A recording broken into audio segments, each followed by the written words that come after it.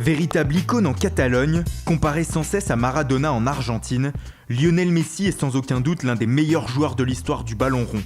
Depuis plus de 13 ans, il enchante la planète foot par son génie et sa classe. Retour sur son parcours. Le petit Lionel voit le jour à Rosario le 24 juin 1987. Il est le troisième d'une fratrie de 4. Il tape ses premiers ballons à partir de l'âge de 4 ans dans les clubs locaux de Grandoli puis du Central Cordoba.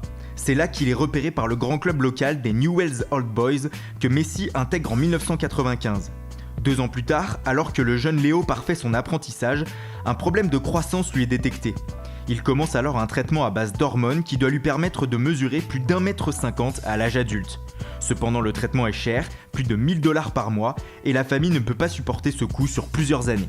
Plusieurs agents de Rosario conseillent alors aux parents de Messi de sonder plusieurs clubs européens capables d'accueillir leur fils et de supporter le coût du traitement. Le FC Barcelone fait partie de cette liste. Après de longues négociations, les dirigeants catalans acceptent de prendre en charge le traitement de Messi et l'Argentin intègre donc le centre de formation barcelonais, la Masia, en mars 2001. Il est alors âgé de 14 ans.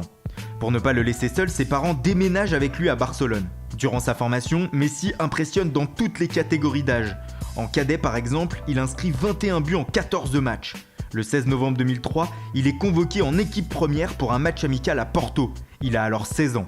Lors de cette même saison 2003-2004, l'Argentin est surclassé en équipe réserve où il marque 10 fois en 5 matchs.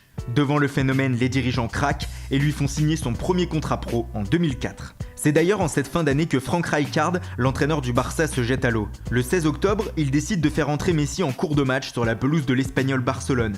Il remplace Deco, tout un symbole. L'Argentin dispute ses premières minutes en pro et devient un élément régulier de l'effectif. Le 7 décembre, il joue même son premier match de Ligue des Champions contre le Shakhtar Donetsk. Il faudra attendre le 1er mai 2005 pour que Lionel Messi inscrive son premier but en professionnel. Contre Albacete, il devient à 17 ans et 310 jours le plus jeune buteur de l'histoire du club.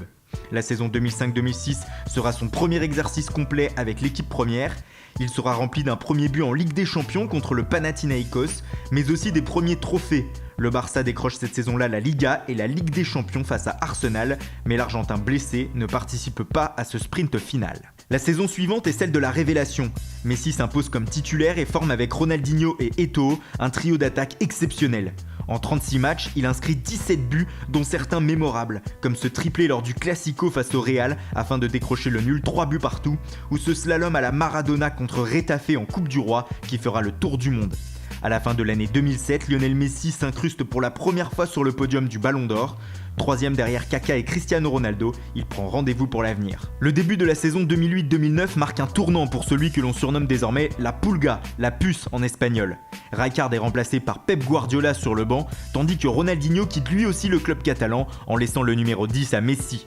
Avec Eto'o et Henry, puis Pedro ou encore David Villa, et avec comme mentor Guardiola, le natif de Rosario va durant 4 ans marcher sur l'Europe et devenir l'un des meilleurs joueurs du monde.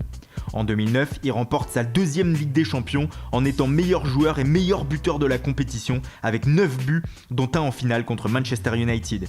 Avec 38 buts cette saison-là, il conduit aussi le Barça à une nouvelle Coupe du Roi, mais aussi à la Liga. À Santiago Bernabéu, lors d'une victoire 6-2, il est même ovationné à sa sortie après avoir humilié les merengues avec notamment 2 buts et une passe décisive. La fin de l'année 2009 est magistrale pour Messi. En remportant la Supercoupe d'Espagne, la Supercoupe d'Europe et la Coupe du Monde des clubs, il permet au Barça de réaliser un sextuplé inédit dans l'histoire du foot. C'est tout naturellement qu'il remporte son premier Ballon d'Or devant Cristiano Ronaldo. Cette saison-là, Messi est repositionné avant-centre après le départ de Eto'o et se transforme en véritable buteur. Auteur notamment d'un quadruplé contre Arsenal en quart de finale de la Ligue des Champions, Messi inscrit aussi 34 buts en Liga et remporte le trophée de meilleur buteur pour la première fois de sa carrière. L'année suivante, il bat le record du nombre de buts en une saison de Ligue des Champions avec 12 réalisations, portant son équipe jusqu'à une nouvelle couronne contre Manchester United. En 2011-2012, l'Argentin éblouit encore un peu plus la planète foot